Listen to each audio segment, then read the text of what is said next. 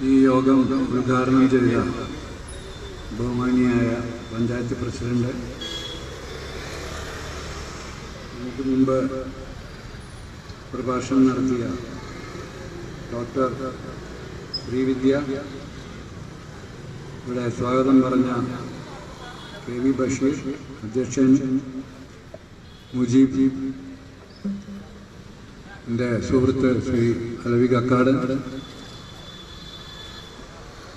ബഹുമാന്യരായ എൻ്റെ ശബ്ദം ശ്രമിക്കുന്ന ശ്രോതാക്കളെ, നാട്ടുകാർ, പാണ്ടിക്കാട് യുദ്ധത്തെ അനുസ്മരിക്കുക എന്ന് പറഞ്ഞാൽ 1921 മലബാറിൽ നടന്ന ധീരോദാത്തമായ ബ്രിട്ടീഷ് വിരുദ്ധ വിമോചന യുദ്ധത്തെ അനുസ്മരിക്കുക എന്നാണ് അർത്ഥം. അതുകൊണ്ട് ആ തരത്തിൽ വളരെ സുദീർഘമായ ഒരു അനുസ്മരണ പ്രഭാഷണത്തിന് ഈ സമയം അനുവദിക്കുന്നുണ്ടോ എന്നെനിക്ക് സംശയമാണ്. എങ്കിലും പാണ്ടിക്കാട് യുദ്ധം മലബാറിലെ വിമോചന യുദ്ധത്തിൻ്റെ അവസാന ഘട്ടത്തിൽ നടന്ന ഏറ്റവും ശക്തമായ ഒരു ജനകീയ യുദ്ധമായിട്ടാണ് ചരിത്രത്തിൽ രേഖപ്പെടുത്തപ്പെട്ടിട്ടുള്ളത്. എന്തുകൊണ്ടാണ് മലബാർ സമരം എന്നാണ് പൊതുവെ ചരിത്രകാരന്മാർ പറയാറുള്ളത്. ബ്രിട്ടീഷുകാർ അതിനെ മാപ്പിള ലഹള, ബ്രിട്ടീഷുകാരും ബ്രിട്ടീഷുകാരുടെ സിൽബന്ധികളായിരുന്ന ഭൂസ്വാമിമാരും അതിനെ മാപ്പിള ലഹള എന്ന് പറയും. മാപ്പിള ലഹള എന്ന് ചില ചരിത്രകാരന്മാരും പറയാറുണ്ട്. പിന്നീട് അത് ഈ ബ്രിട്ടീഷുകാർ നിർവചിച്ച മാപ്പിള ലഹളയുടെയും മലബാർ സമരത്തിൻ്റെയും ഒരു സമ്മിശ്രം എന്നുള്ള രീതിയിലാണ് പിന്നീടുള്ള മുഖ്യധാര ചരിത്രകാരന്മാർ ഇതിനെ വിശേഷിപ്പിക്കാറുള്ളത്. എന്നെ സംബന്ധിച്ചിടത്തോളം ഞാൻ ഒരു 3-4 വയസ്സ് മുതൽ, അതായത് കുട്ടികൾ വാക്കുകളെയും വസ്തുക്കളെയും വേർതിരിച്ച് മനസ്സിലാക്കാൻ തുടങ്ങുന്ന ബാല്യകാലത്തിൻ്റെ അഡാപ്റ്റേഷൻ പീരീഡ്, അല്ലെങ്കിൽ അനുപരിണാമ കാലഘട്ടം എന്ന് പറയുന്ന കാലഘട്ടം മുതൽക്ക് തന്നെ കേൾക്കാൻ തുടങ്ങിയതും എന്നെ അതിശയിപ്പിച്ചതും അർത്ഥം കണ്ടുപിടിക്കാൻ ബുദ്ധിമുട്ടിയതുമായ ഒരു വാക്കാണ് കിലാവത്ത്. കിലാവത്ത് എന്നാണ് പറയുന്നത്. എൻ്റെ വീട്ടിൽ വരുന്ന എല്ലാ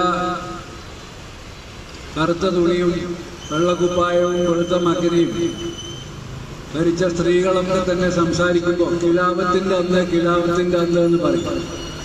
ഒരാൾ ജനിച്ചതിൻ്റെ, ഒരാൾ മരിച്ചതിൻ്റെ, ഒരാളുടെ വിവാഹം കഴിഞ്ഞതിൻ്റെ, ഇങ്ങനെ ഞങ്ങളുടെ നാട്ടിൽ, എൻ്റെ നാടെന്ന് പറഞ്ഞാൽ പെരിന്തൽമണ്ണ പട്ടിക്കാടാണ്, കാലഗണനയുടെ ഒരു സമ്പ്രദായം എന്നുള്ള നിലക്കാണ് കിലാവത്ത് എന്ന് കേട്ടിരുന്നത്.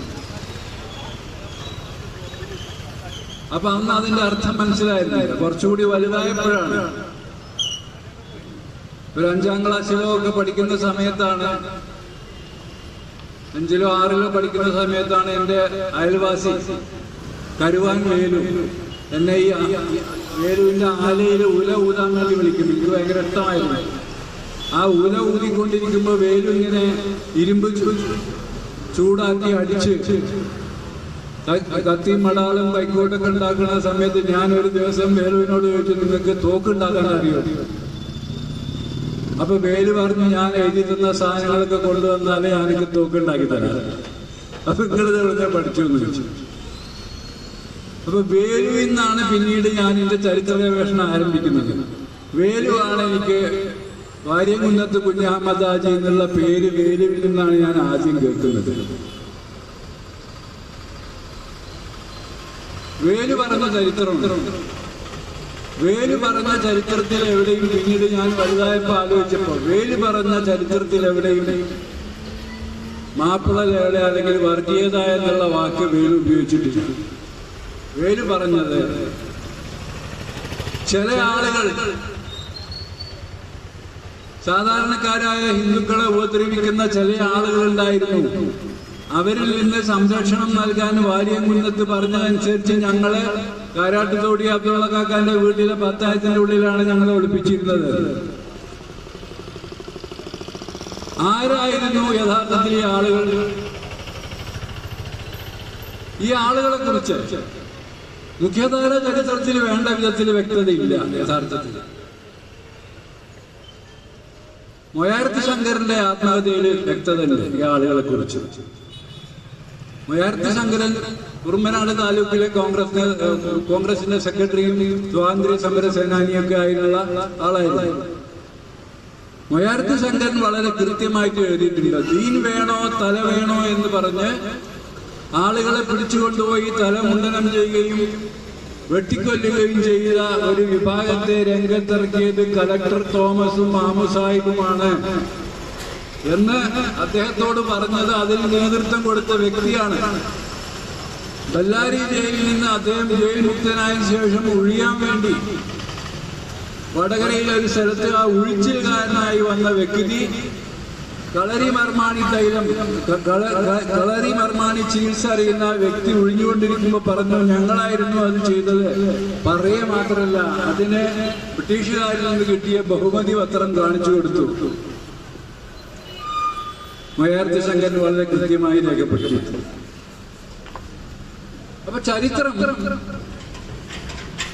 നമ്മൾ ചരിത്രം മനസ്സിലാക്കുമ്പോൾ വിമർശനാത്മകമായി ചരിത്രം മനസ്സിലാക്കുമ്പോൾ മാത്രമാണ് ചരിത്രത്തിൽ മുഖ്യധാര ചരിത്രം പറയുന്നതും ബ്രിട്ടീഷ് രേഖകൾ പറയുന്നതും ചരിത്രകാരൻ പറയുന്നതും ഒക്കെ വീണ്ടും വീണ്ടും വായിക്കുകയും വീണ്ടും വീണ്ടും പഠിക്കുകയും വീണ്ടും വീണ്ടും സ്ഫുടം ചെയ്യുകയും ചെയ്യുമ്പോൾ മാത്രമാണ് ചരിത്രത്തിൽ മറഞ്ഞു കിടക്കുന്ന തമസ്കരിക്കപ്പെട്ട ഒരുപാട് സത്യം നമുക്ക് വീണ്ടെടുക്കാനാവുകയുള്ളൂ. പാണ്ടിക്കാട് യുദ്ധത്തെ സ്മരിക്കുക എന്ന് പറഞ്ഞാൽ അതിന്റെ അർത്ഥം ചരിത്രത്തിൽ പലപ്പോഴും ഈ തരത്തിൽ തമസ്കരിക്കപ്പെട്ട ഒരുപാട് യാഥാർത്ഥ്യങ്ങളെ നമ്മൾ വീണ്ടെടുത്തുകൊണ്ട് ജനങ്ങളുടെ മുമ്പാകെ എന്താണ് യഥാർത്ഥ വസ്തുതകൾ എന്ന് ജനങ്ങളുടെ മുമ്പാകെ അവതരിപ്പിക്കുക എന്നുള്ളത് കൂടി അതിന്റെ അർത്ഥമുണ്ട്. ഇതിന് ഒരു ഹിസ്റ്റോറിക്കൽ ആക്ടിവിറ്റി, ചരിത്രപരമായ പ്രവർത്തനം എന്ന് വേണമെങ്കിൽ പറയാവുന്നതാണ്. നേരത്തെ ഡോക്ടർ ശ്രീവിദ്യ ഇവിടെ പറഞ്ഞതുപോലെ അവർക്ക് അക്കാദമിക തലത്തിൽ ഇരുന്നുകൊണ്ട് ഞാൻ വായിച്ചിട്ടുണ്ട് ഡോക്ടറൽ തീസിസ് ഞാൻ വായിച്ചിട്ടുണ്ട്. അക്കാദമിക തലത്തിൽ ഇരുന്നുകൊണ്ട് അവർക്ക് ഒരുപാട് പരിധികളും പരിമിതികളൊക്കെ ഉണ്ട്. അവരെ പോലെയുള്ള ആളുകളെ ജനങ്ങളെ അഭിസംബോധന ചെയ്യാൻ ക്ഷണിക്കുകയും അവരെ കൂടി ചരിത്രത്തിന്റെ പ്രവർത്തകരാക്കി മാറ്റുകയും ചെയ്യുമ്പോൾ മാത്രമാണ് നമുക്ക് ചരിത്രത്തെ വീണ്ടെടുക്കാൻ പറ്റുക.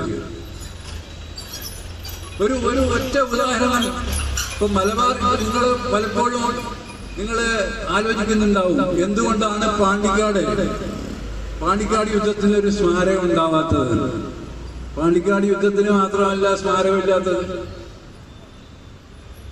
പാണ്ടിക്കാട് യുദ്ധത്തിന് മാത്രമല്ല സ്മാരകമില്ലാത്തത്. നിങ്ങൾ ചരിത്രം പരിശോധിച്ചു. ഞാൻ കഴിഞ്ഞ 5 വർഷമായിട്ട് ഈ വിഷയത്തിൽ ഖിലാഫത്ത് നിസ്സഹകരണ പ്രസ്ഥാനം എന്നുള്ള വിഷയത്തിൽ ഗവേഷണം ചെയ്തുകൊണ്ടിരിക്കുകയാണ്. എന്റെ ഗവേഷണത്തിന്റെ പ്രോഡക്റ്റ് അടുത്ത് തന്നെ ലിബറൽ ഗാന്ധിയും ഫനാറ്റിക് മാപ്പിളയും എന്നുള്ള ഒരു വലിയ പുസ്തകമായി പ്രസിദ്ധീകരിക്കാൻ പോകുന്നു. പാണ്ടിക്കാട് യുദ്ധത്തെ മാത്രമല്ല അനുസ്മരിക്കാതിരിക്കുന്നത്, ഖിലാഫത്ത് നിസ്സഹകരണ പ്രസ്ഥാനത്തിന്റെ ഭാഗമായി അല്ലെങ്കിൽ അതിന് സമാന്തരമായി ഉയർന്നു വന്ന ഒരു ജനകീയ സമരങ്ങളെയും ഒരു രക്തസാക്ഷികളെയും ഇന്ത്യ രാജ്യത്ത് എവിടെയും അനുസ്മരിക്കാറില്ല. എപ്പോഴും ആളുകൾ ആവശ്യപ്പെട്ടുകൊണ്ടിരിക്കുക. മലബാറിൽ നടന്ന സമരം ഇതൊരു ഒറ്റപ്പെട്ട സമരമല്ല, മാപ്പിളമാരുടെ മതഭ്രാന്ത് കൊണ്ട് മാത്രം ഉണ്ടായ ഒരു സമരമല്ല. അതായത് ഖിലാഫത്ത് സമരത്തെ, ഖിലാഫത്ത് നിസ്സഹകരണ പ്രസ്ഥാനത്തെ നമ്മൾ വിലയിരുത്തുമ്പോൾ ഖിലാഫത്ത് നിസ്സഹകരണ പ്രസ്ഥാനത്തിന് 2 ധാരകൾ ഉണ്ടായിരുന്നു എന്നുള്ളത് മനസ്സിലാക്കണം. ഇതിൽ ഒരു ധാര ഇന്ത്യയിലെ മധ്യവർഗ ദൈക്ഷണിക വിഭാഗങ്ങളെ നേതൃത്വം നൽകുന്ന വരേണ്യ രാഷ്ട്രീയത്തിന്റെ ധാരയാണ്. ഈ വരേണ്യ രാഷ്ട്രീയത്തിന്റെ ധാരയാണ് ആൾ ഇന്ത്യ ഖിലാഫത്ത് കമ്മിറ്റിയുടെ, ആൾ ഇന്ത്യ ഖിലാഫത്ത് കോൺഫറൻസിന്റെയും മഹാത്മാഗാന്ധിയുടെയും ഇന്ത്യൻ നാഷണൽ കോൺഗ്രസിന്റെയും നേതൃത്വത്തിൽ 1920 നാഗ്പൂർ കോൺഗ്രസിൽ വെച്ച് ബ്രിട്ടീഷ് ഗവൺമെന്റിനെതിരെ സമരം പ്രഖ്യാപിച്ചത്. നാഗ്പൂർ കോൺഗ്രസിൽ വെച്ചാണ് ഒരു വർഷം കൊണ്ട് ഇന്ത്യക്ക് സ്വരാജ് നേടിക്കൊടുക്കുമെന്ന് ഗാന്ധി ഇന്ത്യയിലെ ജനങ്ങൾക്ക് വാഗ്ദാനം നൽകിയത്. അക്രമരഹിതമായ നിസ്സഹകരണ സമരത്തിൽ ഉറച്ചു നിന്നാൽ ഒരു വർഷം കൊണ്ട് സ്വരാജ് നേടിക്കൊടുക്കും, തന്റെ പിന്നിൽ ഉറച്ചു നിന്നാൽ സ്വരാജ് നേടിക്കൊടുക്കും. ഗാന്ധിയുടെ പ്രഖ്യാപനമാണ്, ചരിത്രത്തിലെ രേഖപ്പെടുത്തി വെച്ച പ്രഖ്യാപനമാണ്. അതാണ് നാഗ്പൂർ കോൺഗ്രസിന്റെ പ്രഖ്യാപനം. ഈ പ്രഖ്യാപനമാണ് യഥാർത്ഥത്തിൽ, ഈ സ്വരാജ് എന്നുള്ള വാക്കാണ് യഥാർത്ഥത്തിൽ സാധാരണക്കാരായ ജനങ്ങളെ ഇന്ത്യൻ നാഷണൽ കോൺഗ്രസിന്റെ പിന്നിൽ അണിനിരത്തിയത്.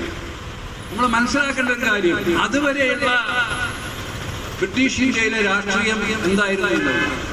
അതുവരെയുള്ള ബ്രിട്ടീഷ് ഇന്ത്യയിലെ രാഷ്ട്രീയം ഹിന്ദുക്കളിലെയും മുസ്ലിങ്ങളിലെയും മധ്യവർഗ അഭ്യസ്തരായ മധ്യവർഗ ദൈക്ഷണികരുടെ അധികാര വാഞ്ചയ്ക്ക് വേണ്ടിയുള്ള കടിപിടി, അതായത് ബ്രിട്ടീഷ് ഗവൺമെന്റിൽ എങ്ങനെയാണ് തങ്ങളുടെ അധികാര പങ്കാളിത്തം ഉറപ്പുവരുത്തുക എന്നുള്ളതിന്റെ അടിസ്ഥാനത്തിലുള്ള കിടമത്സരത്തിന്റെ വേദിയായിരുന്നു ഇന്ത്യൻ രാഷ്ട്രീയം, ബ്രിട്ടീഷ് ഇന്ത്യയിലെ രാഷ്ട്രീയം. ഖിലാഫത്ത് നിസ്സഹകരണ പ്രസ്ഥാനം ആവിർഭിച്ചതോടുകൂടി ഈ വേദിയിൽ നിന്ന്, അല്ലെങ്കിൽ അതിന്റെ കേന്ദ്ര ബിന്ദു മധ്യവർഗ ദൈക്ഷണികരായിരുന്നെങ്കിൽ മഹാത്മാഗാന്ധി അതിന്റെ സെന്ററിൽ, അതിന്റെ കേന്ദ്രത്തെ സാധാരണ ജനങ്ങളുടെ ഭാഗത്തേക്ക് ഷിഫ്റ്റ് ചെയ്തു, മാറ്റിവെച്ചു. സാധാരണ ജനങ്ങളുടെ സമര പങ്കാളിത്തം, ഇന്ത്യൻ രാഷ്ട്രീയത്തിൽ സാധാരണ ജനങ്ങളുടെ സമര പങ്കാളിത്തം അനിവാര്യമാണ്. അവരുമായി കൈകോർത്തുകൊണ്ട് മധ്യവർഗ ദൈക്ഷണികർ ജാതി മത ഭേദമന്യേ ഒറ്റക്കെട്ടായി മുന്നോട്ട് പോകുക എന്നുള്ളത് ഈ ഘട്ടത്തിൽ അനിവാര്യമാണ്. അങ്ങനെ മുന്നോട്ട് പോയാൽ ഒരു വർഷം കൊണ്ട് സ്വരാജ് നേടിയെടുക്കാം. എന്താണ് ഗാന്ധി പറഞ്ഞ സ്വരാജ് യഥാർത്ഥത്തിൽ? അല്ലെങ്കിൽ ഗാന്ധിയും കോൺഗ്രസും ആൾ ഇന്ത്യ ഖിലാഫത്ത് കമ്മിറ്റിയും പറഞ്ഞ സ്വരാജ് എന്ന് പറഞ്ഞാൽ എന്താ? ആ സ്വരാജ് ബ്രിട്ടീഷ് ചക്രവർത്തിയുടെ കീഴിൽ പുത്രിക രാഷ്ട്ര പദവി, ഡൊമീനിയൻ രാഷ്ട്ര പദവി. ഈ ഡൊമീനിയൻ രാഷ്ട്രം അല്ലെങ്കിൽ ബ്രിട്ടീഷ് അധികാരത്തിന്റെ കീഴിലുള്ള ഒരു ഇന്ത്യ രാജ്യം, ആ ഇന്ത്യ രാജ്യത്തിന്റെ ഭരണത്തിൽ ഇന്ത്യക്കാരായ രാഷ്ട്രീയ നേതാക്കൾക്ക് വലിയ പങ്കാളിത്തം. അതായത് മൊണ്ടേഗോ ചംസ്ഫോർഡ് ഭരണ പരിഷ്കാരങ്ങൾ ആ കാലഘട്ടത്തിൽ അവതരിപ്പിച്ചു. 2 ഡയാർക്കി സിസ്റ്റം, 2 അസംബ്ലി. അതിൽ ഒരു അസംബ്ലി പൂർണ്ണമായും ഗവർണറുടെ അധികാരത്തിന്റെ കീഴിൽ, മറ്റേ അസംബ്ലി തെരഞ്ഞെടുക്കപ്പെട്ട ജനപ്രതിനിധികൾ. പക്ഷേ അതിൽ ഫൈനാൻസ് ബില്ല് ഒപ്പിടണമെങ്കിൽ ഗവർണറുടെ അംഗീകാരം വേണം. തെരഞ്ഞെടുക്കപ്പെട്ട അസംബ്ലിയിലെ ഫൈനാൻസ് ബില്ല് ഒപ്പിടണമെങ്കിൽ ബ്രിട്ടീഷ് ഗവർണറുടെ അംഗീകാരം വേണം. ഇത് പറ്റൂല, ഈ ഡയാർക്കി സിസ്റ്റം ഞങ്ങൾ അംഗീകരിക്കില്ല. ഇതായിരുന്നു അന്നത്തെ രാഷ്ട്രീയത്തിലെ ഒരു പ്രധാനപ്പെട്ട വിഷയം. ഈ പശ്ചാത്തലത്തിലാണ് തുർക്കി ഖിലാഫത്തിന്റെ പ്രശ്നം ആൾ ഇന്ത്യ ഖിലാഫത്ത് കോൺഫറൻസും മഹാത്മാഗാന്ധി ഉന്നയിക്കുന്നത്.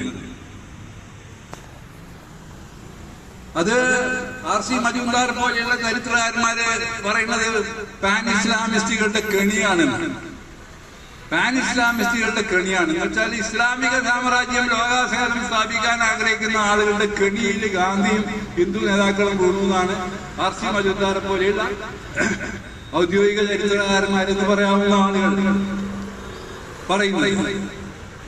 ഞാൻ അതിനെക്കുറിച്ച് കുറച്ചും കൂടി ആഴത്തിൽ അന്വേഷിച്ചു. ആ കാലഘട്ടത്തിൽ ഖിലാഫത്ത് സമരത്തിന് ശേഷം ഇന്ത്യ സന്ദർശിച്ച തുർക്കിയിലെ ഖാലിദ് എദീബ എന്ന് പറഞ്ഞ തുർക്കി പാർലമെന്റിലെ ആദ്യത്തെ വനിതാ പ്രതിനിധി, അവര് ഗാന്ധിയുടെ കൂടെ സഞ്ചരിച്ച് 5-6 വർഷം ഗാന്ധിയുടെ കൂടെ ഉത്തരേന്ത്യയിൽ മുഴുവൻ സഞ്ചരിച്ച് ഈ ഖിലാഫത്ത് പ്രസ്ഥാനത്തിൽ പങ്കെടുത്ത ആളുകളുമായിട്ടൊക്കെ ഒരുപാട് നേതാക്കളുമായിട്ടും സാധാരണക്കാരായിട്ടും ഒക്കെ ഇടപെട്ടു. ഒരുപക്ഷെ ഖിലാഫത്ത് മുസാറിന്റെ പ്രസ്ഥാനത്തെ കുറിച്ച് നടക്കുന്ന ആദ്യത്തെ പാർട്ടിസിപ്പേറ്ററി റിസർച്ച് എന്ന് വേണമെങ്കിൽ പറയാവുന്നതാണ്. ഖാലിദ് അദീബ അതിൽ വളരെ രേഖപ്പെടുത്തിയ കാര്യം, തുർക്കി ഖിലാഫത്ത് എന്നുള്ളത് ഖിലാഫത്ത് പുനഃസ്ഥാപിക്കുക എന്നുള്ള ആവശ്യം ഉന്നയിച്ച ആളുകളെ സംബന്ധിച്ചിടത്തോളം അതൊരു മതപരമായ വിഷയമല്ല. അത് പാശ്ചാത്യർക്കെതിരെയുള്ള പൗരസ്ത്യരുടെ ചെറുത്തുനിൽപ്പിന്റെ വിഷയമായിട്ടാണ് ഗാന്ധിയും മറ്റുള്ളവരും അതിനെ സ്വീകരിച്ചത് എന്നുള്ളതാണ്. തീർച്ചയായിട്ടും തുർക്കി മാത്രമായിരുന്നു അതുവരെ ബ്രിട്ടീഷുകാർക്ക് അധീനപ്പെടുത്താൻ പറ്റാത്ത ഒരു രാജ്യം എന്നുള്ളൊരു സവിശേഷതയുണ്ട്. അതുകൊണ്ട് തുർക്കി കൂടി പോയി കഴിഞ്ഞാൽ മുസ്ലിങ്ങൾക്ക് ആഗോളാടിസ്ഥാനത്തിൽ ഒരു രാഷ്ട്രം ഉണ്ടാവില്ല, അല്ലെങ്കിൽ ഒരു സ്വതന്ത്ര രാഷ്ട്രം ഉണ്ടാവില്ല എന്നുള്ള വൈകാരിക പ്രശ്നം തീർച്ചയായിട്ടും ഉണ്ടായിരുന്നു. പക്ഷെ അതിനേക്കാൾ ഉപരിയായി പിന്നീട് മൗലാന ആസാദൊക്കെ പറഞ്ഞതുപോലെ ഖിലാഫത്ത് പുനഃസ്ഥാപിക്കുക എന്നുള്ളതിന്റെ മുൻപാതി ഇന്ത്യ സ്വാതന്ത്ര്യം നേടുക എന്നുള്ളതാണ്. ഈ രാഷ്ട്രീയമാണ് മുന്നോട്ട് വെച്ചത്. ഈ രാഷ്ട്രീയം മുന്നോട്ട് വെക്കുമ്പോൾ ഖിലാഫത്ത് പ്രസ്ഥാനത്തിന്റെ മിനിമം അജണ്ട ഗാന്ധി പറയുന്നത് പോലെ നമ്മൾ ചിന്തിക്കുമ്പോൾ ബ്രിട്ടീഷുകാരുടെ തെറ്റ് തിരുത്തുക. 1-ാം ലോക മഹായുദ്ധത്തിലെ മുസ്ലിങ്ങളടക്കം ഉള്ള ആളുകൾ ബ്രിട്ടനെ പിന്തുണച്ചു. ആ പിന്തുണ നേടാൻ വേണ്ടി ബ്രിട്ടൻ പറഞ്ഞു, തുർക്കി യുദ്ധത്തിൽ ജയിച്ചാലും തോറ്റാലും തുർക്കി ഖിലാഫത്തിനെ നിലനിർത്തും. ഇത് ബ്രിട്ടീഷുകാരെ നൽകിയ വാഗ്ദാനമാണ്. ഈ ലിബറൽ മര്യാദ, ധാർമ്മിക മര്യാദ ബ്രിട്ടീഷുകാർ പാലിക്കണം ആയിരുന്നു പ്രത്യക്ഷത്തിലുള്ള മുദ്രാവാക്യം. അപ്പൊ ഈ സമരത്തിൽ ഉറച്ചു നിന്നാൽ സ്വരാജ്യം നേടിയെടുക്കുക. നെഹ്റു ആത്മകഥയിൽ പറയുന്നില്ല, ഖിലാഫത്ത് എന്ന് പറഞ്ഞാൽ എന്താണെന്ന് ആൾക്കാർക്ക് അറിഞ്ഞിരുന്നില്ല, സാധാരണക്കാരായ ഗ്രാമീണർക്ക്. പക്ഷെ ഖിലാഫ് എന്ന് പറഞ്ഞാൽ അതിന്റെ അർത്ഥം അറിയാവുന്നില്ല. ഖിലാഫ് എന്ന് പറഞ്ഞാൽ എതിർക്കുക എന്നാണ് അർത്ഥം. ബ്രിട്ടീഷ് ഗവൺമെന്റിനെ എതിർക്കണം. ഇതാണ് സാധാരണക്കാരായ ജനങ്ങള് അവരുടെ മനസ്സിൽ കുടിയിരുത്തിയത്. ഖിലാഫത്ത് ഫണ്ടിന് വേണ്ടി ഒരു നേരത്തെ ഭക്ഷണം ത്യജിച്ച് ഒരണ സംഭാവന ചെയ്യുന്ന ഒരു സാധാരണക്കാരായ ഹിന്ദുവിനെ സംബന്ധിച്ചിടത്തോളം വിദേശത്തുള്ള മുസ്ലിമിനേക്കാൾ അയാളുടെ ഹൃദയത്തിനോട് അടുത്ത് നിൽക്കുന്ന ആളാണ് ഇന്ത്യയിലെ മുസ്ലിം എന്നുള്ള ചിന്താഗതി ഉളവായി എന്നാണ് ഖാലിദ് അദീബ രേഖപ്പെടുത്തിയിട്ടുള്ളത്. പക്ഷെ സാധാരണക്കാരിലേക്ക് ഈ രാഷ്ട്രീയം ചെന്നപ്പോ ഗാന്ധി തിരികൊളുത്തിയ ഈ ജനകീയ രാഷ്ട്രീയം സാധാരണക്കാരിലേക്ക് ചെന്നപ്പോ അത് സാധാരണക്കാർ അതിനെ പുത്രികാ രാഷ്ട്രത്തിന്റെ അടിസ്ഥാനത്തിലല്ല കണ്ടത്. സാധാരണക്കാർ അതിനെ പൂർണ്ണ സ്വാതന്ത്ര്യത്തിന്റെ ബ്രിട്ടീഷ് ഭരണത്തെ രാജ്യത്ത് നിന്ന് തൂത്തെറിയുക എന്ന അർത്ഥത്തിലാണ് സാധാരണക്കാരായ ആളുകൾ ഖിലാഫത്ത് നിസാരണ പ്രസ്ഥാനത്തെ ഏറ്റെടുത്തെടുത്തു. ഈ മുന്നോട്ട് പോക്ക് ബ്രിട്ടീഷ് ഭരണത്തിനെതിരെ താഴെ തട്ടിൽ, അതായത് മധ്യവർഗ വരേണ്യ രാഷ്ട്രീയത്തിന് സമാന്തരമായി താഴെ തട്ടിൽ ജനങ്ങൾ സംഘടിക്കാൻ തുടങ്ങിയപ്പോ ജനങ്ങൾക്ക് അവരുടേതായ രാഷ്ട്രീയമുണ്ടായി, അവരുടേതായ രാഷ്ട്ര വിഭാവന ഉണ്ടായി, അവരുടേതായ സ്വാതന്ത്ര്യ ബോധമുണ്ടായി. ഈ സ്വാതന്ത്ര്യ ബോധവും മധ്യവർഗ രാഷ്ട്രീയത്തിന്റെ ബ്രിട്ടീഷുകാരുമായി സമരം എന്നുള്ള അഡ്ജസ്റ്റ്മെന്റ് രാഷ്ട്രീയവും തമ്മിലുള്ള ഏറ്റുമുട്ടൽ ഇത് ഈ രാജ്യത്തുടനീളം നടക്കുകയുണ്ടായി. പക്ഷേ എല്ലായിടത്തും സായുധ സമരം നടക്കാത്ത ഒരു പ്രദേശം ആ കാലഘട്ടത്തിൽ ഇന്ത്യ രാജ്യത്തില്ല. ഇപ്പൊ യുണൈറ്റഡ് പ്രൊവിൻസിൽ കർഷക പ്രസ്ഥാനങ്ങൾ സംഘടിപ്പിച്ചു. യുണൈറ്റഡ് പ്രൊവിൻസിൽ സംഘടിപ്പിച്ച കർഷക പ്രസ്ഥാനം കിസാൻ സഭകൾ, അതൊരു ഘട്ടം കഴിഞ്ഞപ്പോ ആ കിസാൻ സഭകളിൽ നിന്ന് സാധാരണക്കാരായ ജനങ്ങൾ വേർപെട്ടു വന്നു. എന്താ കാരണം? ഈ കിസാൻ സഭകളിൽ അധ്യക്ഷ സ്ഥാനത്ത്, നേതൃത്വ സ്ഥാനത്ത്, സെക്രട്ടറി സ്ഥാനത്ത്, പ്രസിഡന്റ് സ്ഥാനത്ത് അണിനിരന്ന കോൺഗ്രസുകാരും ജമ്മിമാരുമായ ആളുകളുടെ താല്പര്യം കർഷകന്റെ പ്രശ്നം പരിഹരിക്കലായിരുന്നില്ല, ജമ്മിമാർക്ക് നികുതി കൊടുക്കണം എന്നാണ് കിസാൻ സഭ പറഞ്ഞത്. അതോടൊരു കിസാൻ സഭ എന്ന് പറയുന്നത് തന്നെ സാധാരണക്കാരായ ജനങ്ങളെ സംബന്ധിച്ചിടത്തോളം വെറുപ്പുളവാക്കുന്ന കാര്യമായി. ആ കിസാൻ സഭകളിൽ നിന്ന് വേറിട്ടുണ്ടായി ആണ് മാദാരി പാസിയെ പോലെയുള്ള പോരാളികൾ ഉയർന്നു വന്നത്. മാദാരി പാസി മലബാറിനെ പോലെ വിമോചിത മേഖല സ്ഥാപിച്ചിരുന്നു. പാസി എന്ന് പറഞ്ഞ ഇഷ്ടജാതിക്കാരുടെ സമുദായമാണ്. മാദാരി പാസി എന്ന് അദ്ദേഹത്തെ പറയാൻ കാരണം മഹാബുദ്ദീൻ മാദാർ എന്ന് പറഞ്ഞ ഒരു സൂഫി ഷെയ്ഖ് 18-ാം നൂറ്റാണ്ടിൽ ഉണ്ടായിരുന്നു. ആ സൂഫി ഷെയ്ഖിന്റെ അനുയായി എന്നുള്ളതിന്റെ അടിസ്ഥാനത്തിലാണ് മാദാരി പാസി എന്ന് പറഞ്ഞത്. മാദാരി പാസി സോറാബ് എല്ലാ വിഭാഗക്കാരെയും ചെറുകിടക്കാരായ ജമീന്ദാരെ അടക്കം പൊളിഞ്ഞുകൊണ്ടിരിക്കുന്ന ജമീന്ദാർമാരെ അടക്കം കൂടെ കൂടി ബ്രിട്ടീഷ് ഭരണത്തിനെതിരെ സായുധ പോരാട്ടം നടത്തി. ആംബൂബിലും സെക്യൂരിറ്റിയൊക്കെ വെച്ചിട്ടാണ് മാദാരി പാർട്ടി സഞ്ചരിച്ചിരുന്നത്. അവരുടേതായ ഏരിയകൾ വിമോചിത മേഖലകളിൽ സ്ഥാപിച്ചുകൊണ്ട് ആണ് അവർ മുന്നോട്ട് പോയത്. ആന്ധ്രാപ്രദേശിൽ, രാജസ്ഥാനിൽ, ഗുജറാത്തിൽ, ഇങ്ങനെ എല്ലാ സ്ഥലങ്ങളിലും ഈ തരത്തിലുള്ള ജനകീയ പോരാട്ടങ്ങള് ഇതൊരു ബദൽ രാഷ്ട്രീയമാണ്.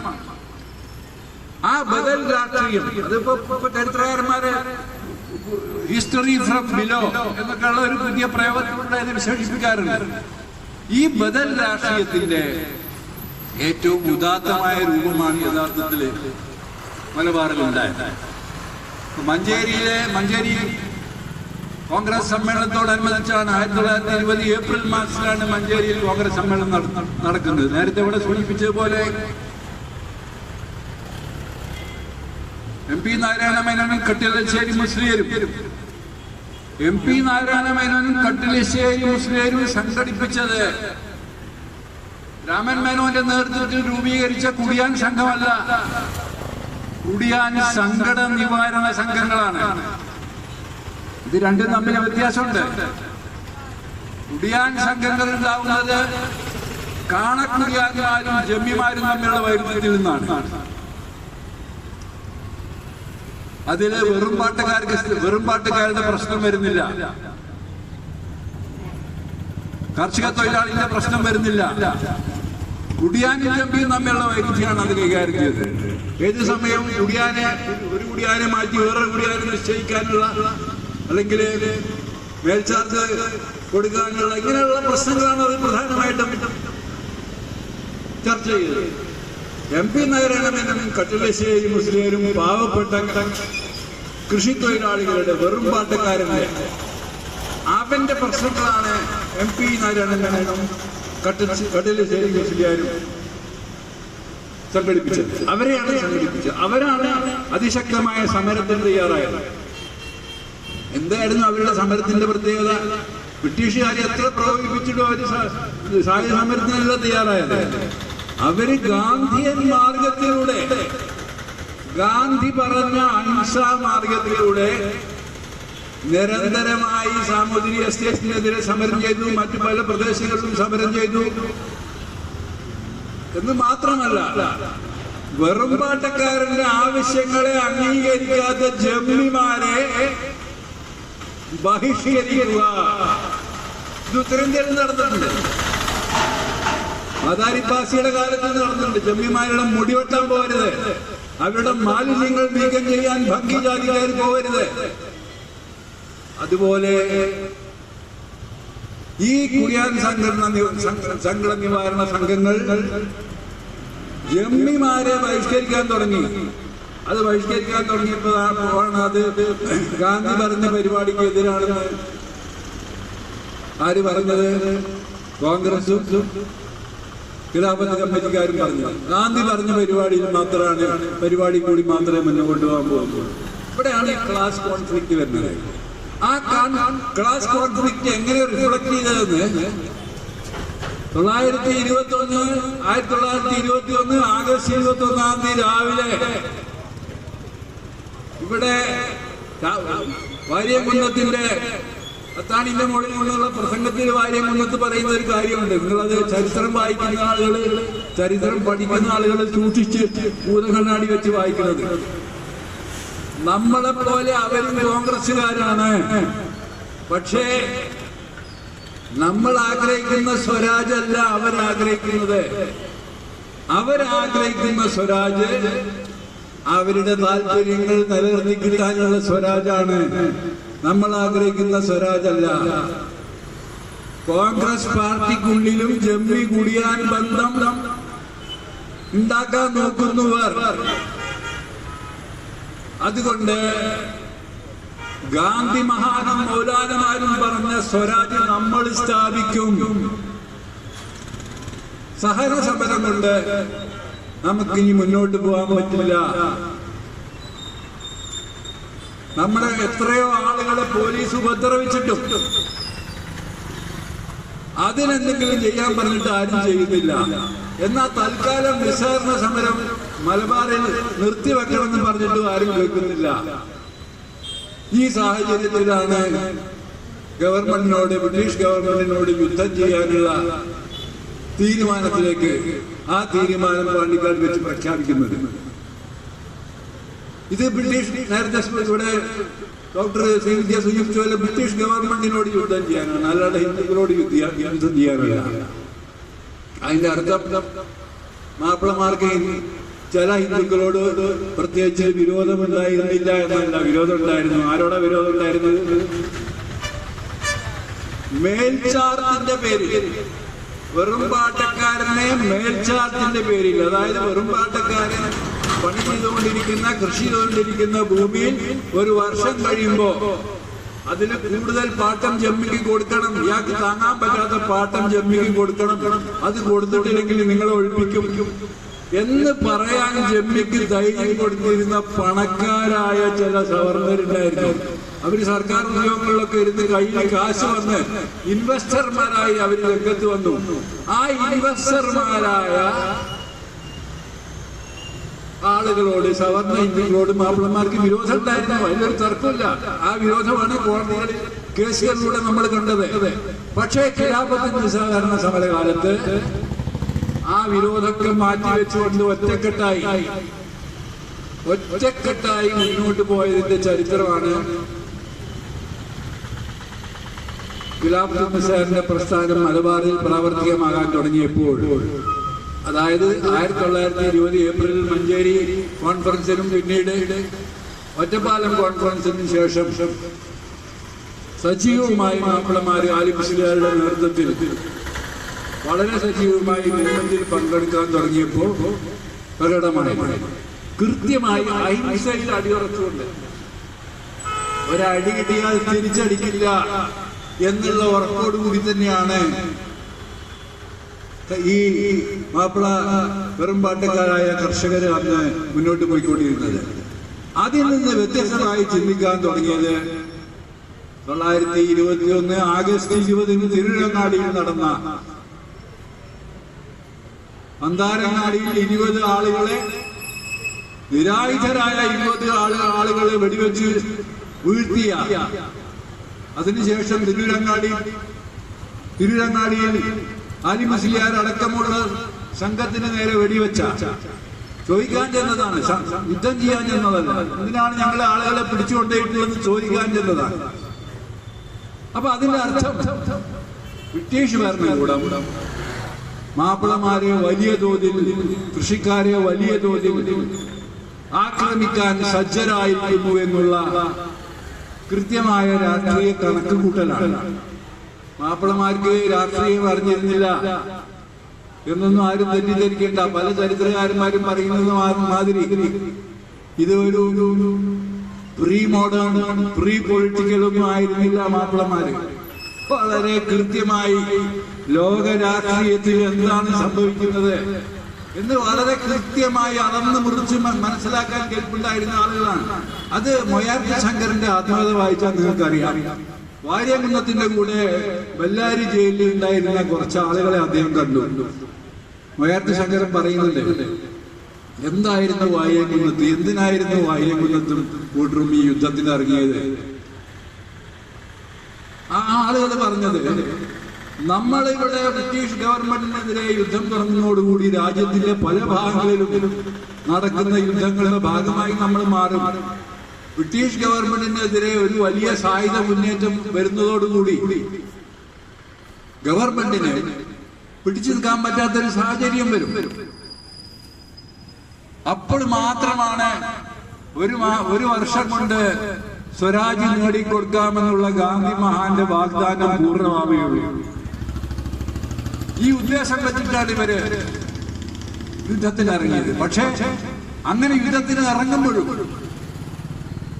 മലബാർ ഈ പിന്നെ ഏറനാട് വള്ളുവനാട് പ്രദേശത്ത് ഉള്ള കഷ്ടപ്പെടുന്ന സാധാരണക്കാരായ മാപ്പിളമാരുടെ അവരുടെ ജീവിതം, ഭാവി ജീവിതം എങ്ങനെയായിരിക്കണം, രാഷ്ട്രീയമായി അവരുടെ ഭദ്രത എങ്ങനെയാണ് കാത്തുരക്ഷിക്കേണ്ടത് എന്നുള്ളതിനെ കുറിച്ച് നല്ല ദൂരം കാഴ്ച അവർക്കുണ്ടായിരുന്നു.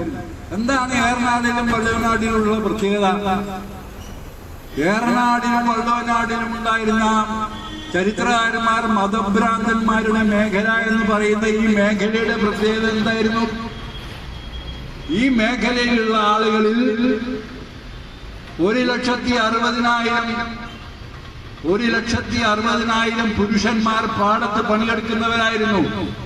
60,000 പെണ്ണുങ്ങൾ പാടത്ത് പണിയെടുക്കുന്നവരായിരുന്നു. 10,000-ലധികം ആളുകൾ ചെറുകിട വ്യവസായങ്ങളിൽ പണിയെടുക്കുന്നവരായിരുന്നു. അത്രത്തോളം സ്ത്രീകൾ, മാപ്പിള സ്ത്രീകൾ ചെറുകിട വ്യവസായങ്ങളിൽ പങ്കെടുക്കുന്നവരായിരുന്നു.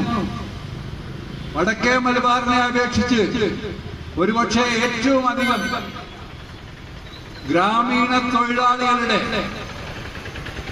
കേന്ദ്രമായിരുന്നു ഏറനാടും വള്ളുവനാടും. സ്വന്തമായി ഭൂമിയില്ലാത്തവർ, സ്വന്തമായി അധ്വാനിക്കാൻ മാത്രം ഉള്ളവർ. ഈ സവിശേഷത എന്തുകൊണ്ടാണ് ഇവർ ഭൂമിയില്ലാത്തവരായത്? എങ്ങനെയാണ് ഇവർ ഭൂമിയിൽ നിന്ന് പുറന്തള്ളപ്പെട്ടത്? ഈ ചരിത്രം വളരെ കൃത്യമായി മനസ്സിലാക്കിയവരാണ് ആ കാലത്തെ കുന്നത്ത് കുഞ്ഞാമദ് ഹാജി ആയാലും ആലി മുസ്ലിയാരായാലും അതുപോലുള്ള നേതാക്കൾ. അപ്പൊ ഈ രാഷ്ട്ര ഭാവന ഉള്ളത് കൊണ്ടാണ് കോൺഗ്രസിന് പോലും സാധ്യമാവാത്ത തരത്തിലുള്ള ഒരു ഐക്യമുന്നണി കെട്ടിപ്പടുക്കാൻ മാപ്പിളമാർക്ക് സാധിച്ചത്. ആ ഐക്യമുന്നണിയുടെ വിധാനമാണ് നമ്മളിപ്പോ പറയുന്ന പാണ്ടിയാട്ട് നമ്പീശൻ സഹോദരങ്ങളുടെ അവരുടെ വീട്ടുമുറ്റത്തിരുന്നു കൊണ്ട് മലബാറിന്റെ ഈ ഏറനാടിന്റെയും വള്ളുവനാടിന്റെയും ഭാവി നിർണയിക്കാനും നിശ്ചയിക്കാനുമുള്ള ഇച്ഛാശക്തി നമുക്കുണ്ട് എന്ന് തീരുമാനമെടുക്കാൻ സാധിച്ചത് ഇത് ഈ രാഷ്ട്രീയത്തെ സംബന്ധിച്ച കൃത്യമായ ധാരണകൾ കൊണ്ടാണ്. ഒരു വർഷം കൊണ്ട് സ്വരാജ് നേടിയെടുക്കുമെങ്കിൽ ആ സ്വരാജ് ജമിമാരുടെയും പണക്കാരുടെയും താല്പര്യങ്ങളാണ് ആ സ്വരാജിൽ സംരക്ഷിക്കപ്പെടാൻ പോകുന്നത് എന്നുള്ള ധാരണ ഇവരുടെ ഉള്ളിലുണ്ടായിരുന്നു. അതുകൊണ്ട് സാധാരണക്കാരായ ജനങ്ങളുടെ, മലബാറിലെ പാവപ്പെട്ട കർഷകരുടെ താല്പര്യങ്ങളിൽ സംരക്ഷിക്കപ്പെടണമെങ്കിൽ ആ പാവപ്പെട്ട ജനങ്ങളുടെ രാഷ്ട്രീയമായ ഇച്ഛാശക്തി എന്താണ് എന്ന് കോൺഗ്രസിനെയും ബ്രിട്ടീഷുകാരെയൊക്കെ ബോധ്യപ്പെടുത്തേണ്ടത് അനിവാര്യമാണ് എന്നുള്ള വളരെ കൃത്യമായ കണക്കുകൂട്ടലാണ് യഥാർത്ഥത്തിൽ ഈ മുന്നേറ്റത്തിൽ ഉണ്ടായിരുന്നത്. ഞാൻ പറഞ്ഞതിന്റെ ചുരുക്കം ഇതാണ്. ഖിലാഫത്ത് നിസ്സാരണ പ്രസ്ഥാനത്തിൽ യഥാർത്ഥത്തിലുള്ള സ്വാതന്ത്ര്യ സമരം, വിമോചന സമരം നടത്തിയത് ഈ രാജ്യത്തുള്ള സാധാരണക്കാരായ കർഷകരും തൊഴിലാളികളും നടത്തിയ സായുധ മുന്നേറ്റങ്ങളാണ്. ആ സായുധ മുന്നേറ്റങ്ങളിൽ ഏറ്റവും മികച്ചു നിൽക്കുന്നത്, അല്ലെങ്കിൽ 6 മാസത്തോളം പിടിച്ചു നിൽക്കാൻ സാധിച്ച സ്വാതന്ത്ര്യ സമരം എന്നുള്ള പ്രത്യേകതയാണ് ഇന്ത്യ ചരിത്രത്തിൽ മലബാറിലെ വിമോചന യുദ്ധത്തിലുള്ളത്. അപ്പൊ അതുകൊണ്ട് ആ വിമോചന യുദ്ധത്തെ അനുസ്മരിക്കാൻ ഭരണാധികാരികൾ സ്വമേധയാ തയ്യാറാവുമെന്നുള്ള യാതൊരു തെറ്റിദ്ധാരണയും വേണ്ട. ഇതാണ് ഞാൻ പറഞ്ഞത് രത്നച്ചുരുക്കം. ഇത് ബ്രിട്ടീഷുകാരെ സംബന്ധിച്ചിടത്തോളം എന്തുകൊണ്ടാണ് മലബാറിനെ ഇത്രയധികം അപകീർത്തിപ്പെടുത്തിയത്? മലബാറിലെ വിമോചന യുദ്ധത്തെ എന്തൊക്കെ അപകീർത്തികളാണ്, അപകീർത്തികരങ്ങളായ പ്രസ്താവങ്ങളാണ് മലബാറിലെ വിമോചന യുദ്ധത്തിന് ഇവർ അഴിച്ചുവിട്ടത് ഇത് ഹിന്ദുക്കൾക്കെതിരായ യുദ്ധമായിരുന്നു. ഇത് ഹിന്ദുക്കൾക്കെതിരായ യുദ്ധമായിരുന്നു. വലിയ തോതിൽ ഹിന്ദുക്കൾ ഇവിടുന്ന് അഭയാർത്ഥികളായി ഒളിച്ചോടി പോവുകയുണ്ടായി.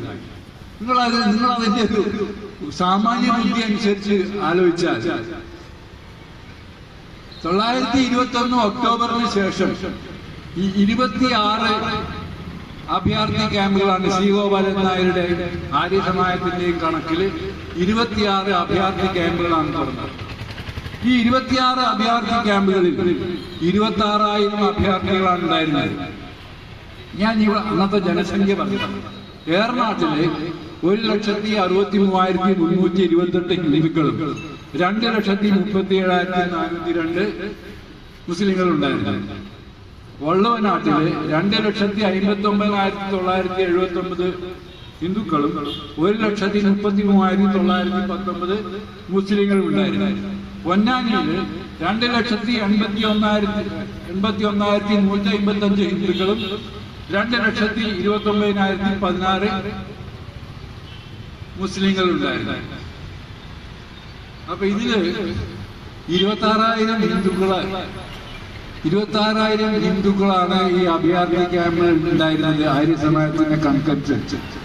എന്തുകൊണ്ടാണ് ബാക്കിയുള്ള ഹിന്ദുക്കളൊന്നും ഇവിടുന്ന് ഓടിപ്പോവാതിരുന്നത്? അല്ലെങ്കിൽ ഹിന്ദുക്കളെ ഇവിടുന്ന് ഓട്ടിക്കുക എന്നുള്ളത് ആരുടെ പദ്ധതിയായിരുന്നു? ഇത് നമ്മൾ മനസ്സിലാക്കുന്നത്. നമ്മൾ ഈ ബ്രിട്ടീഷ് ഈ യുദ്ധത്തെ കുറിച്ച് പറഞ്ഞു. കാരണം ഇതൊരു യുദ്ധതന്ത്രമായി. ആരുടെ തന്ത്രം? ആരായിരുന്നു ഇപ്പൊ പാണ്ടിക്കാട് യുദ്ധം നടക്കുന്ന സമയത്ത് ആരായിരുന്നു ഇവിടുത്തെ ബ്രിട്ടീഷുകാരന്റെ യുദ്ധ കമാൻഡർ? മലബാറിലെ major general Granet Stuart. September 1 September 1 പട്ടാള നിയമം പ്രഖ്യാപിച്ചത് മേജർ ജനറൽ ഗ്രനറ്റ് സ്റ്റുവാർട്ട്. ആരായിരുന്നു ഈ major general Granet Stuart? എത്രമാരുടെ detail ഈ ഒരു പുസ്തകത്തിനും കാണാൻ പറ്റില്ല. ആരായിരുന്നു? എന്താണ് ഇയാളുടെ ബാക്ക്ഗ്രൗണ്ട്? ഇയാളുടെ ബാക്ക്ഗ്രൗണ്ട് 1902 ദക്ഷിണാഫ്രിക്കയിൽ നടന്ന ബോയർ യുദ്ധത്തിൽ ഇയാൾ ക്യാപ്റ്റനായിരുന്നു. 1902 ദക്ഷിണാഫ്രിക്കയിൽ നടന്ന ബോയർ യുദ്ധത്തിലെ ക്യാപ്റ്റനായിരുന്നു. അവിടെ മികച്ച സൈനികനുള്ള അവാർഡ് നേടിയ ആളാണ് ഗ്രനറ്റ് സ്റ്റുവാർട്ട്. എന്താണ് ബോയർ യുദ്ധത്തിൽ സംഭവിച്ചത്? ബോയർ കർഷകരെ, ബോയർ ഗറില്ലകളുടെ ഭാര്യമാരെയും കുട്ടികളെയും ഗ്രാമങ്ങളിൽ നിന്ന് പിടിച്ചുകൊണ്ടുപോയി തടങ്കൽ പാളയത്തിലിട്ടു. മൊത്തം ബോയർ ഗ്രാമങ്ങളിൽ നിന്ന് എല്ലാവരും പിടിച്ചുകൊണ്ടുപോയി. എല്ലാവരും പിടിച്ചുകൊണ്ടതിന് ശേഷം ഗറില്ലകളുടെ ഭാര്യമാരെയും കുട്ടികളെയും ഒരു ഭാഗത്ത് ഒരു തടങ്കൽ പാളയത്തിലാക്കി, മറ്റുള്ള ആളുകൾ വേറൊരു തടങ്കൽ പാളയത്തിലാക്കി. എന്നിട്ട് 5000-ഓളം വരുന്ന സ്ത്രീകളെയും കുട്ടികളെയും പട്ടിണിക്കിട്ട്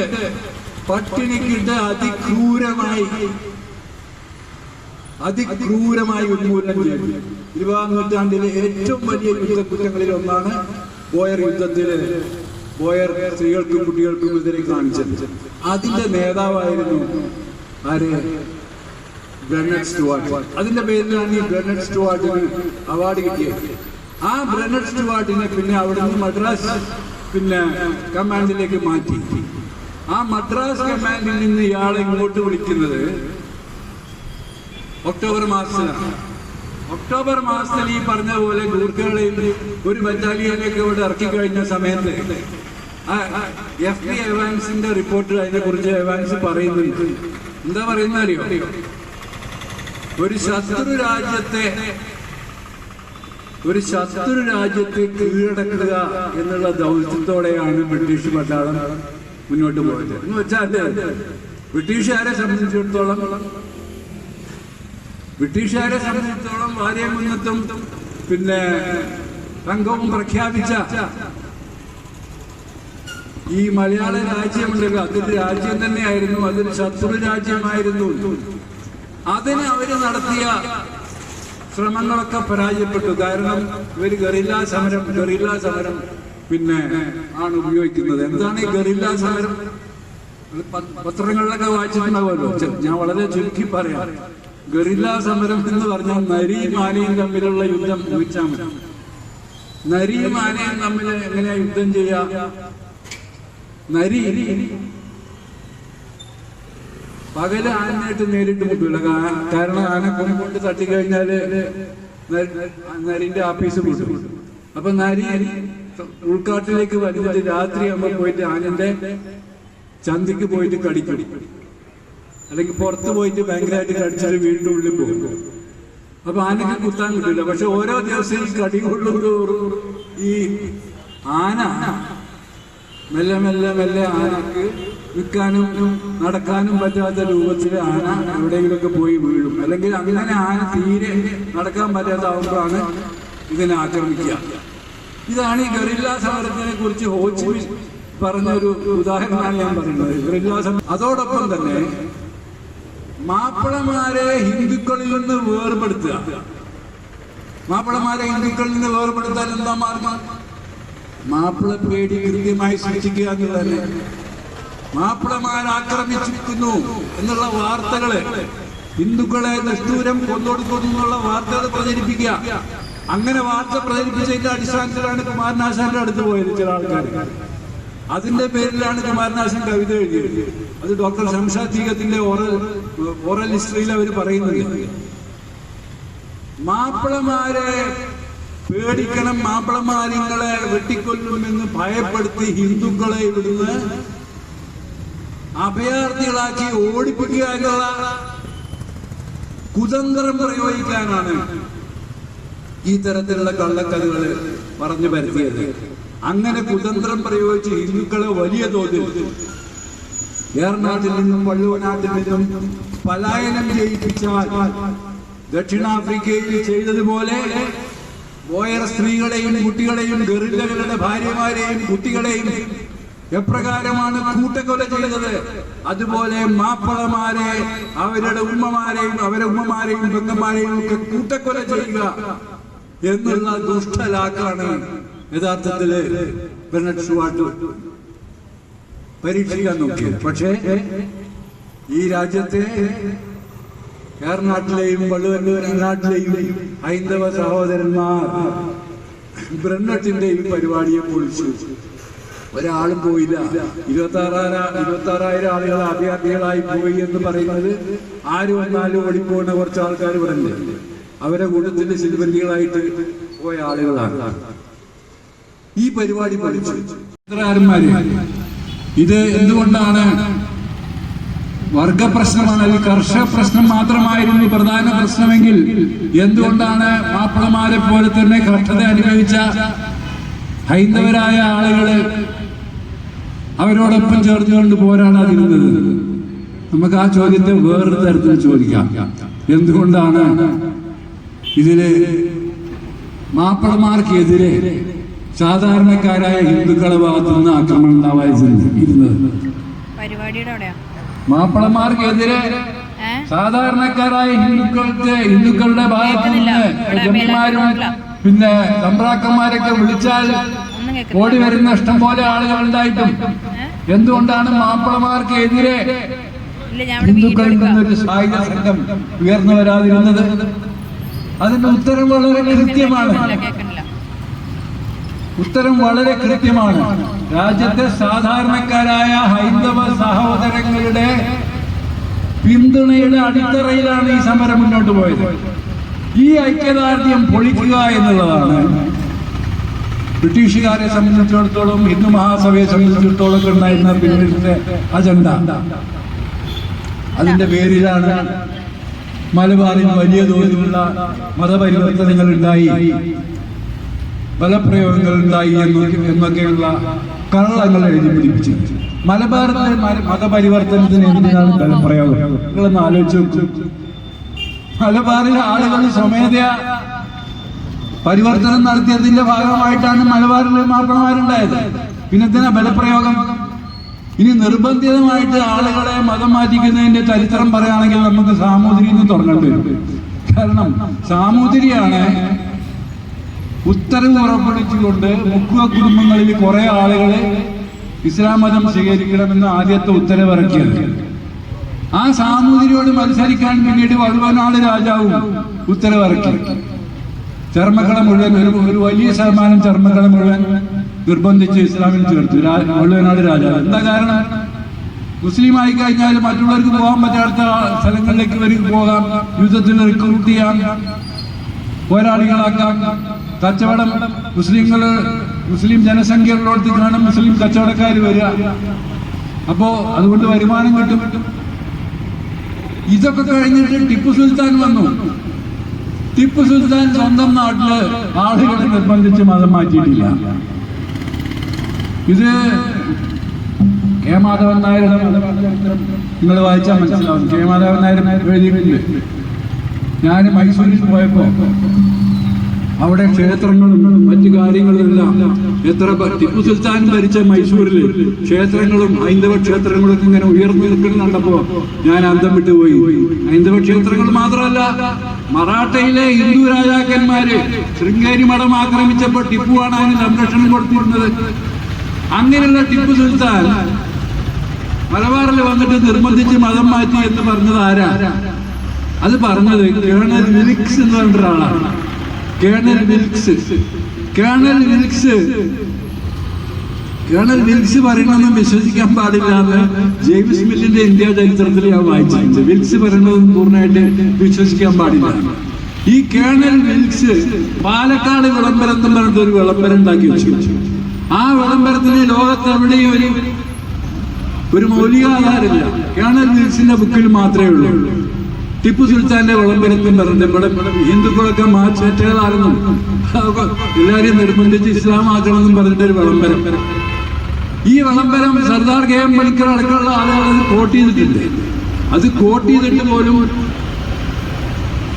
ഈ വിളംബരത്തിന്റെ സത്യാവസ്ഥ എന്താണെന്ന് ആ കാലഘട്ടത്തിൽ ആരും അന്വേഷിച്ചിട്ടില്ല. എന്താ കാരണം എന്ന് വെച്ചാൽ ബ്രിട്ടീഷ് പേരുള്ള ആളുകൾ എഴുതി വെച്ചതൊക്കെ അച്ചടി സത്യമാണ് എന്നുള്ളൊരു തെറ്റിദ്ധാരണ നമ്മളെ ചരിത്രകാരന്മാരുടെ ഇടയിൽ അപ്പോഴുണ്ട്, ഇപ്പോഴും ഉണ്ട്.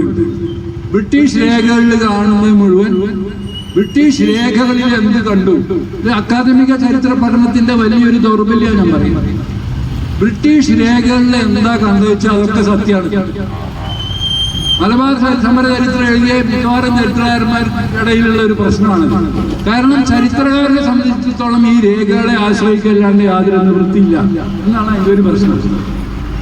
പക്ഷേ ചരിത്രകാരനെ സംബന്ധിച്ചിടത്തോളം ക്രിട്ടിക്കലായ ഇത്തരം കാര്യങ്ങളെ മനസ്സിലാക്കാൻ ശ്രമിച്ചിട്ടില്ലെങ്കിൽ കൊളോണിയൽ രീതിശാസ്ത്രത്തിന് വ്യത്യസ്തമായിട്ട് നമുക്കൊരു ചരിത്ര ശാസ്ത്രം ഉണ്ടാവില്ല. അത് ഇന്ത്യ ചരിത്ര രചനയിലുള്ള ഒരു വലിയ ദൗർബല്യമാണ്. അപ്പൊ ഈ ദൗർബല്യത്തിന്റെ ഫലം എന്താണ്? ഈ ദൗർബല്യത്തിന്റെ ഫലം എന്താ? ഈ ചരിത്ര രചനാ രീതിയുടെ പ്രശ്നം എന്താണെന്ന് ചോദിച്ചാൽ മുസ്ലിങ്ങളെ ചിന്തിക്കുന്നതും പ്രവർത്തിക്കുന്നതും ഒക്കെ മതത്തിന്റെ അടിസ്ഥാനത്തിലാണ് എന്ന് ഇംഗ്ലീഷുകാർ എഴുതി വെച്ചത്. ബ്രിട്ടീഷുകാരുടെ ഒരു ധാരണയാണ്, ബ്രിട്ടീഷുകാരുണ്ടാക്കി വെച്ചത്. വാര്യംകുന്നത്ത് അത് തിരുത്തിയിട്ടുണ്ടല്ലോ. വാര്യംകുന്നത്ത് പറഞ്ഞിട്ടുണ്ട് തുർക്കി കേരളത്തൊന്നും ഞങ്ങളെ പ്രശ്നമല്ല, ബ്രിട്ടീഷുകാരത് എഴുതി വെച്ചതാണ്. മുസ്ലിങ്ങൾ ചിന്തിക്കുന്നതും പ്രവർത്തിക്കുന്നതും ഒക്കെ മതത്തിന്റെ അടിസ്ഥാനത്തിലാണ്. ബ്രിട്ടീഷുകാരത് എഴുതി വെച്ചതിന്റെ ഫലമായിട്ട് മുസ്ലിങ്ങളിലെ അഭ്യസ്തരായ ആളുകളും പൗരാന്മാരും അവരും അതേപടി അങ്ങനെയാണ് മുസ്ലിങ്ങളെ ചിന്തിക്കേണ്ടതും പ്രവർത്തിക്കേണ്ടതും എന്ന് വ്യാഖ്യാനിക്കുകയും ചെയ്തു. എന്നുവെച്ചാൽ മനുഷ്യനെ സംബന്ധിച്ചിടത്തോളം മനുഷ്യന്റെ ചിന്തയും പ്രവർത്തനവും അത് മതവിശ്വാസമായാലും മറ്റേത് വിശ്വാസമായാലും ശരി, ഇതൊക്കെ മനുഷ്യന്റെ ഭൗതിക സാഹചര്യങ്ങളുമായി ബന്ധപ്പെട്ടുകൊണ്ട് നിലനിൽക്കുകയും വളരുകയും ചെയ്യുന്ന ഒരു സംഭവമാണ്. അപ്പൊ മലബാർ സമരത്തെ നമ്മൾ ചരിത്രകാരന്മാര് വിലയിരുത്തുമ്പോ മലബാർ സമരം എന്ന് പറഞ്ഞാൽ വിവരം കിട്ട മുസ്ലിങ്ങള് ദരിദ്രരായ വിവരക്കേട്, ദാരിദ്ര്യം, മതഭ്രാന്തി, ഈ മൂന്നും കൂടി യോജിച്ചപ്പോഴാണ് പ്രശ്നം ഉണ്ടായത് എന്നുള്ള ആ കൊളോണിയൽ ചരിത്രധാര അതേപടി പല രീതിയിൽ ആവർത്തിക്കപ്പെടുകയുണ്ടായി. സത്യത്തിൽ ഈ കൊളോണിയൽ ചരിത്ര രചനാ രീതി അടിക്കല്ലിട്ട് വെച്ചതിന്റെ മുകളിലാണ് സമകാലിക രാഷ്ട്രീയത്തിലും സമകാലിക രംഗത്തുമൊക്കെ സാധാരണക്കാരായ ജനങ്ങളുടെ മുന്നേറ്റങ്ങളോടുള്ള സമീപനങ്ങൾ രൂപം കൊള്ളും. മലബാർ യുദ്ധത്തിന് ശേഷം, വിമോചന യുദ്ധത്തിന് ശേഷം ഇവിടെ നടന്നത് ഹിന്ദു വിരുദ്ധ യുദ്ധമാണ് എന്നുള്ള പ്രചരണത്തിന് ചുക്കാൻ പിടിച്ച ആളുകൾ നിങ്ങളൊന്ന് ആലോചിച്ചു. ഈ 1918 കൽക്കട്ടയിൽ വലിയ തോതിലുള്ള ഹിന്ദു മുസ്ലിം കലാപം എന്ന് പറയപ്പെടുന്ന കലാപം നടന്നു. ഹിന്ദു മുസ്ലിം കലാപമല്ല, മാർവാടികൾക്കെതിരെ അവിടുത്തെ സാധാരണക്കാരായ മുസ്ലിങ്ങൾ നടത്തിയ ആക്രമണമാണ്. അതവിടെ ഒരു പ്രതിഷേധ റാലി നടക്കുന്ന സമയത്ത് ഒരു മാർവാടിയുടെ വീട്ടിൽ നിന്ന് പേർക്കെതിരെ വെടിവെച്ചു. അതോടുകൂടി മൊത്തം മാർവാടികളെ, അവരുടെ സ്ത്രീകളെയും കുട്ടികളെയും ഒക്കെ ആക്രമിച്ചു. കമ്പോളങ്ങൾ കൊള്ള നടത്തി. എല്ലാവരും ഉണ്ടായില്ലേ? മുസ്ലിങ്ങളെ പേരാണ് മുമ്പിൽ വരികയെങ്കിലും സാധാരണക്കാരായ മൊത്തം മനുഷ്യരുണ്ട്. അന്ന് ഇവിടെ ഹിന്ദു മഹാസഭയും ഒക്കെ ഉണ്ടായിരുന്നു. ഭീലില് 1922 ഗുജറാത്തിലെ ഭീലില് ആദിവാസികൾ നടന്ന സമരത്തിന് നേരെ വലിയ തോതിലുള്ള ബ്രിട്ടീഷ് പട്ടാളത്തിന്റെ ആക്രമണം ഉണ്ടായി. 100 കണക്കിന് ആളുകളാണ് മരിച്ചു വീണത്. ഇതൊക്കെ ഉണ്ടായിട്ട് പോലും അവിടെ ഒന്നും പിന്നെ തിളച്ചു മറിയാത്ത ഈ ചോര എങ്ങനെയാണ് ഈ മലബാറിൽ വരുമ്പോൾ മാത്രം തിളച്ചു മറിഞ്ഞത്? ഇതിന്റെ കാരണം വളരെ സിമ്പിളായിട്ട് ഞാൻ പറഞ്ഞാൽ, ഈ മലബാർ മോഡൽ, മലബാറിലുള്ള ഈ മലബാർ വിമോചന യുദ്ധത്തിലെ ഹിന്ദു മുസ്ലിം ഐക്യദാർഢ്യത്തിന്റെ മോഡൽ ഇന്ത്യയിലെ ബ്രിട്ടീഷ് ഭരണത്തെ സംബന്ധിച്ചിടത്തോളം ഏറ്റവും ഭയപ്പെടുത്തുന്ന എന്ന് വെച്ചാൽ, ഈ മോഡൽ ദേശീയാടിസ്ഥാനത്തിൽ അന്ന് ഉണ്ടായിരുന്ന സമരങ്ങളിലേക്ക് ഈ മോഡൽ വ്യാപിക്കുകയാണെങ്കിൽ ഇന്ത്യയിൽ ബോൾഷെവിക് വിപ്ലവം നടക്കും എന്നുള്ള, നിങ്ങൾ ബംഫാഡിന്റെ ഒക്കെ, അതായത് അന്നത്തെ CID ഇൻസ്പെക്ടറായിരുന്ന ബംഫാഡിന്റെ ഒക്കെ റിപ്പോർട്ട് വായിച്ചാൽ മനസ്സിലാവും. ഇന്ത്യ ഒരു ബോൾഷെവിക് വിപ്ലവത്തിലേക്കാണ് പോകുന്നത് എന്നുള്ള വലിയ തോതിലുള്ള ഭയം ബ്രിട്ടീഷുകാരെ ബാധിച്ചിരുന്നു. എങ്ങനെയാണ് ഇതിനെ പൊളിക്കുക? ഹിന്ദുക്കളെയും മുസ്ലിങ്ങളെയും തമ്മിലടിപ്പിക്കുന്ന കള്ളപ്രചരണങ്ങൾ, നുണപ്രചരണങ്ങൾ, ഇത് എല്ലാ കാലത്തും നടത്തി. ആ തരത്തിലുള്ള കള്ളപ്രചരണങ്ങളുടെയും നുണപ്രചരണങ്ങളുടെയും ജിഹ്വകളായ ആളുകളാണ്, അല്ലെങ്കിൽ സാമ്രാജ്യത്തിന്റെ പ്രാദേശിക സഖ്യശക്തികളാണ് യഥാർത്ഥത്തിൽ മലബാറിലെ വിമോചന യുദ്ധത്തെ നുണപ്രചരണങ്ങളിലൂടെ ഞെട്ടിക്കൊല്ലുവാൻ വേണ്ടി ശ്രമിച്ചത് എന്നുള്ളത് നിങ്ങൾ ഏത് ചരിത്രം വായിക്കുമ്പോഴും ഇങ്ങനെ ഒരു മുഖവുര നിങ്ങൾ ആ ചരിത്രത്തെ സമീപിക്കും അറിയേണ്ടതുണ്ട്. പാണ്ടിക്കാട് യുദ്ധം ഏറ്റവും നിർണായക യുദ്ധമാണ്. എന്താണ് പാണ്ടിക്കാട് യുദ്ധത്തിന്റെ പ്രത്യേകത? ബ്രനറ്റ് ഷുവാർട്ട് ഒരു ഭാഗത്ത് ഭീകരത സൃഷ്ടിച്ചപ്പോ പോരാളികൾ മരിച്ചിട്ടില്ല, പോരാളികളുടെ ഊർജം നശിച്ചിട്ടില്ല എന്ന് കാണിച്ചു കൊടുക്കാൻ വേണ്ടിയിട്ടാണ് ഈ സമരം നടന്നത്. ഇത് ഒരു തോറ്റ യുദ്ധമായിരുന്നു, അല്ലെങ്കിൽ യുദ്ധത്തിന് ശേഷമാണ് സമരം തോറ്റത് എന്നുള്ള അഭിപ്രായം ഇല്ല. പണിക്കരെ പോലെയുള്ള ആളുകൾ, കെ.എൻ. പണിക്കരക്ക് അങ്ങനെ അഭിപ്രായം പറയുന്നുണ്ട്. പക്ഷേ ഈ നവംബർ 14-ാം തീയതി നടന്ന ഈ യുദ്ധത്തിന് ശേഷം പിന്നീടാണ് കൂടുതൽ ആക്രമണം ഉണ്ടായിട്ടുള്ളത്, മറ്റു പല സംഘങ്ങളിൽ ആക്രമണം ഉണ്ടായിട്ടുള്ളത്.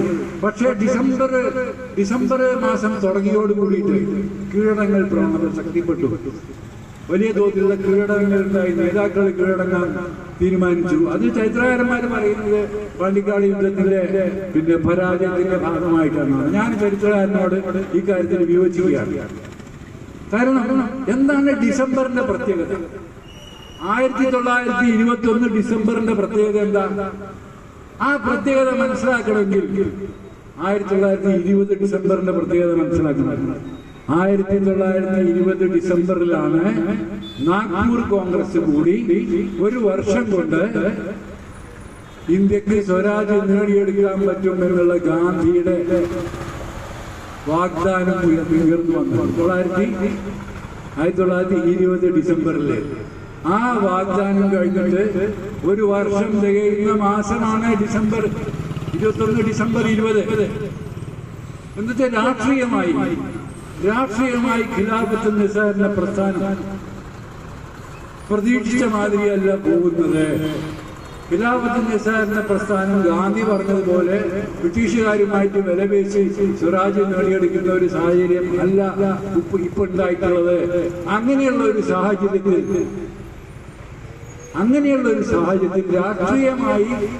രാഷ്ട്രീയമായി പിന്നെ ഭദ്രതയില്ലാത്തൊരു യുദ്ധത്തെ എങ്ങനെയാണ് മുന്നോട്ട് കൊണ്ടുപോകാനുള്ള വലിയ തോതിലുള്ള ആശയക്കുഴപ്പവും ഒരുപക്ഷെ രാഷ്ട്രീയ തീരുമാനം തന്നെയാണ് കീഴടങ്ങൽ എന്നുള്ള പ്രവണതയെ ശക്തിപ്പെടുത്തിയത് എന്നുള്ളതാണ് എൻ്റെ അഭിപ്രായം.